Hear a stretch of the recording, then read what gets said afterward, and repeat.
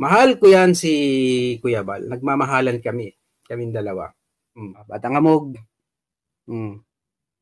Na-miss mo ako, ano? May crush ka sa akin, ano? Batang Amog. Batang Amog. Hello mga sangkay, mga kalingap. Welcome back to my channel. Ito po muli ang sangkay na si Sangkay Loans. Muling nagbabalik. Kumusta? Kumusta kayong lahat? Sana nasa maayos na kalagayan ng lahat. Pa dito sa Pilipinas or sa mga nasa ibang bansa, dobling ingat tayo, no? So mega love shoutout sa inyong lahat, sa Team Sangkay Original, Team Sangkay Sponsors, Team Kalingap, Kuya Val, at Edna, Kalingap Rob, sa lahat ng aking mga followers, supporters, and subscribers, sa mga lolos, lolas, FWs, and PWDs.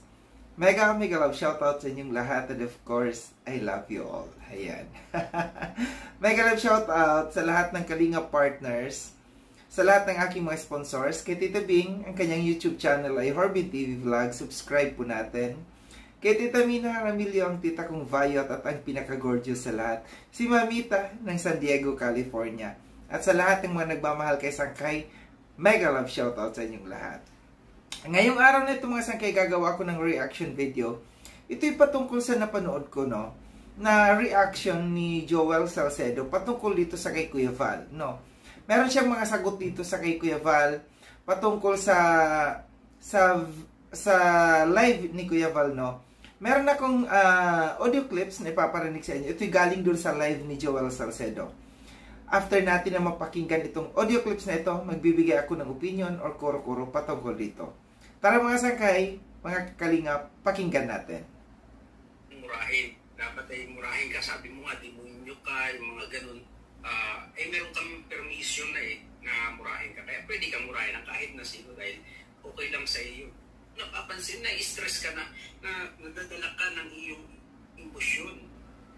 Dinadaan mo lang sa mga patawa-tawa, pero ang totoo, stress ka na. Yan ang leader na gusto nyo sa charity.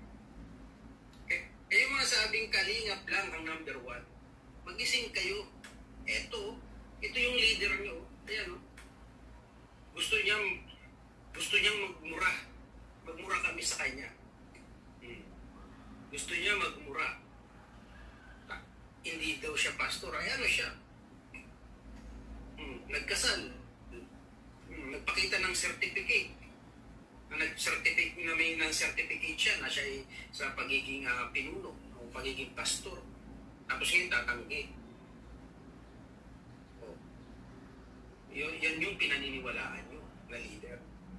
Mabait naman yan si Kuya Val. Mabait. Mahal ko yan. Mahal ko yan si Kuya Val. Nagmamahalan kami. Kaming dalawa. Kaya yung sinasabi ni Batang Amog, nandiyan ka ba, nakikinig ka ba, o natutulog ka pa? Kasi ngayon, gabi dyan no? Batang Amog, nagkakaroon ko na gano'n ka sa akin re-reaction ko yan. Yung ano mo, yung sa akin, Batang Amog, na-miss mo ako, miss mo ako, dahil sabi mo, gustong mo ako sa akin Batang Amog. Diba? Inadaan-daan mo lang sa mga pagganyan Ito si Batang Amog feeling, walang ibang narrative kundi wakwak. Wala naman ba ito? Puro wakwak. Winakwak daw, pinakita yung kay Nanay Ligaya, tapos yung kay Maylin. Winakwak daw si Maylin. Paano kung naging sponsor na naging wakwak kay Maylin? Isang tabuyan nyo. Binalahuran nyo yung si Maylin. Tapos tinanggal nyo sa pagiging beneficiary ni Val, di ba? Tinanggal ni Pastor yan sa pagiging beneficiary ng Kalingap. Tapos may mga tumulong na mga sponsor. Nung wala na. Kaya walang pangwakwak. Diyan kayo nag-ano yung mga sinasabi nyo na mga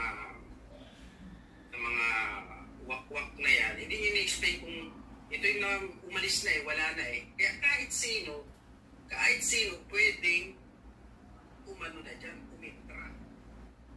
So yun mga sangkay, at pinapakinggan yung audio clips na aking kinuha mula doon sa live ni Joel Salcedo rebuttal niya ito dito sa kay Kuya Val, no? Mahal na mahal daw niya si Kuya Val. Nagmamahalan daw sila. Ano sa tingin nyo, mga sangkay, mga kalingap? Anong ibig sabihin ng nagmamahalan sila? Nagmamahalan sila or siya lang ang nagmamahal kay Kuya Val? Dito, stress na daw si Kuya Val. Kuya Val, stress ka nga ba? Stress ka na daw. Stress ka na daw. Hindi ko maintindihan itong taong ito kung bakit kasi nakisawsaw pa. No? Hindi siya mababanggit dito ni Kuya Val kung hindi siya unang nakisawsaw dito sa mga issues sa Kalingap. Sa mga bumabanat dito sa Kalingap, kagaya dito nagumpisa lang dito kay Brother Jose. Yan niya, kisawsaw na naman siya. Palibhasa kasi, ito si Joel Salcedo, ang tagal na nito, no, na vlogger, hindi umaangat, no?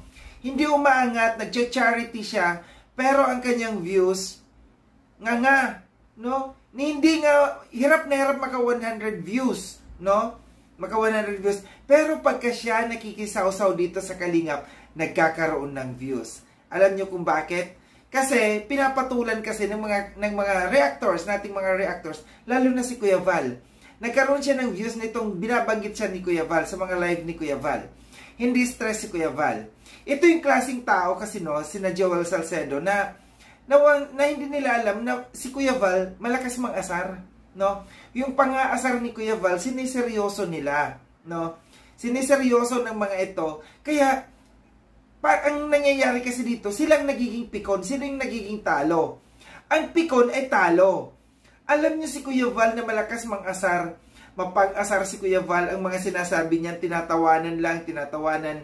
Pero yung mga lumalabas sa bibig ni Kuya Val, hindi niyo alam. Hindi niyo talaga kilala si Kuya Val. Huwag niyong seryosohin. Huwag kayong mapipikon kung si Kuya Val ay nagsasalita laban sa inyo. Yan ay biro, no? Biro na minsan may patama.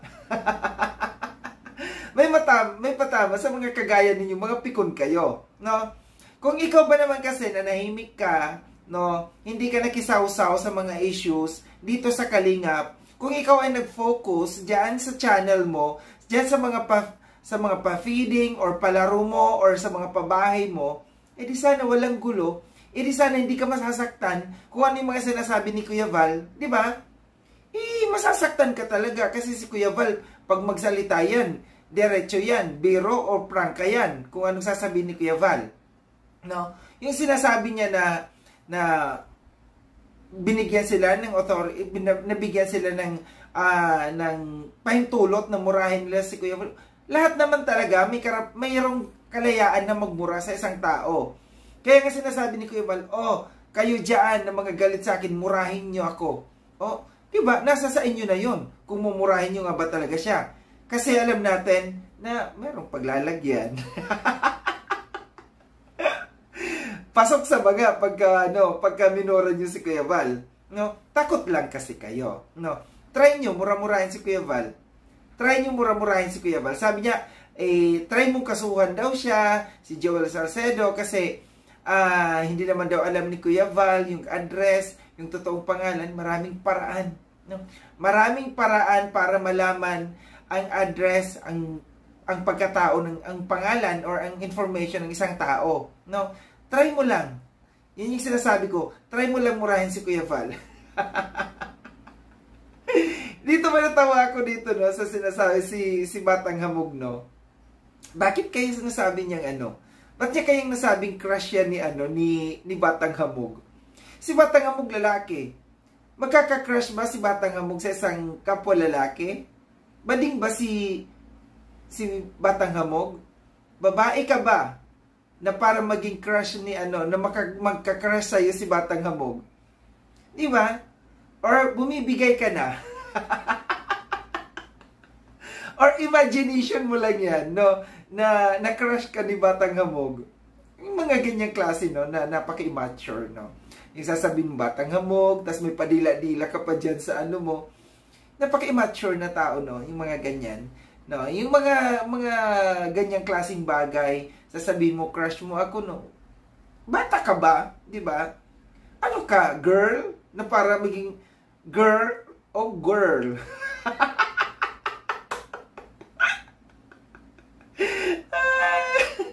Girl ka na ba? Girl ka na ba na para sabihin mong crush ka ni ni Batang Hamog? Batang Hamog, try mo nga. Baka ito ang may crush na iyo.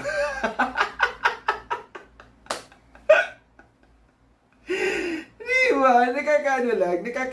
Nakakatawa lang yung mga ganitong klaseng tao na napipikon sila dito sa kay Kuya Val. Ito daw ba yung klaseng leader ng charity vloggers ang ina-idolize ninyo? Ito daw ba yung Kalingap lang daw ba yung number 1? Syempre, number 1 ang Kalingap. Kaya nga nandito ka eh. Kaya nga nakikisaw-saw ka dito eh. Kasi number 1 ang Kalingap. Inaasam-asam ninyo na makapasok kayo dito sa Kalingap. Kaso nga lang mali ang ginagawa ninyo. Hindi ninyo inaamin kasi yung pagiging tawag namin sa inyo ng pagiging wakwak kasi merong ebidensya, Hindi kayo matatawag na wakwak ng mga Kalingap, ng mga reactors or kung sino-sino yung nandito sa loob ng Kalingap kung walang ebidensya, 'di ba? Kitang-kita naman yung ginawa ninyo sa kay Lola Ligaya, 'di ba? Na nandiyan pa yung Kalingap, ang ginawa ninyo kay Jemel, 'di ba? Yan, malinaw yan, na pangwawakwak yan. Sa kay Mylene, okay, kung sinasabi mo na iniwanan nyo na si Mylene, initsapweran nyo na si Mylene, tsaka lang kayo pumasok, fine. Anong tawag doon? Wakwak pa rin yun. Kasi dating may nagmamay-ari. Alam ninyo na hindi lang ikaw, yung ibang grupo din, na nakisaw-saw dyan sa kay Mylene noon, bakit hindi kayo makamove on, Bakit kami nga, pilit namin kinakalimutan si Mylene. Pero kayo, pilit ninyong isinisiksik dito. So kung sa tuwing makikipag-rebuttal kayo, binabanggit ninyo yung mga taong winakwak ninyo. So ibig sabihin lang talaga, hindi kayo maka-move on. Kasi ang mga Kalingap dito, pilit na ini-erase na, binubura na yung mga tao na yan. Yung mga beneficiaries na mga naging ungrateful dito sa Kalingap, na mga winakwak ninyo.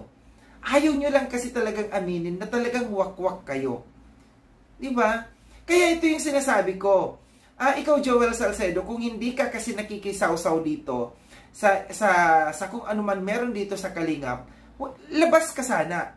Hindi ka sana ma-reactionan, hindi ka sana mababanggit ni Kuya Val yung pangalan mo. Kaso nandito ka eh. Nakikialam ka kasi. Alam na kasi ang pakay kung bakit ka nakikialam dito sa Kalingap. Nakaka-views ka. O tingnan mo, naka 3,000 views plus 3K plus views ka. Kasi Kalingap ang topic mo. Si Kuya Val ang topic mo, di ba? So nakakaroon ka lamang i-deny mo pa, makikita natin diyan sa YouTube channel mo na ang mga views mo kung yung mga ginagawa mo lamang diyan na nagpapabahay ka or kung anong mga ginagawa mo, walang nanonood eh. May nanood kasi alam niyo kung bakit, kasi ang mga viewers ng Kalingap, pagka pinag-uusapan ng Kalingap, nandiyan yan, susugod yan, at sigurado lang ako, yung mga nandiyan dyan, na mga nanood sa'yo, binash ka. So ito lang yung aking reaction patungkol dito sa kay Joel Salcedo na kung gusto mo, Joel, ng katahimikan, tuloy-tuloy ka nang lumayo sa Kalingap. Huwag ka nang makialam, huwag ka nang makisawsaw pa. Kung ayaw mo na nababanggit ka pa. Kung ayaw mo na yung pangalan mo pinag-uusapan dito sa loob ng Kalingap, kung ayaw mo na nababanggit ni na Kuya Val, o kung sino man ng mga reactors ang naggagawa ng reaction sa iyo, tuluyan ka nang tumalikod. Diba? Tuluyan ka nang tumalikod, umalis ka na, huwag ka nang makisawsaw pa sa Kalingap para matahimik ang buhay mo. Muli, maraming salamat mga sangkay sa panonood. Sa mga hindi pa nakapag-subscribe kay Sangkay Lone, subscribe nyo na po ako. Click yung notification bell para updated kayo sa lahat ng mga videos na aking gagawin. Like and share itong video na ito mga sangkay. Kita-kits tayo ulit sa susunod na video na aking gagawin. Ingat kayo sa ang dako ng mundo man kayo naroroon. Paalam na mga sangkay. Paalam.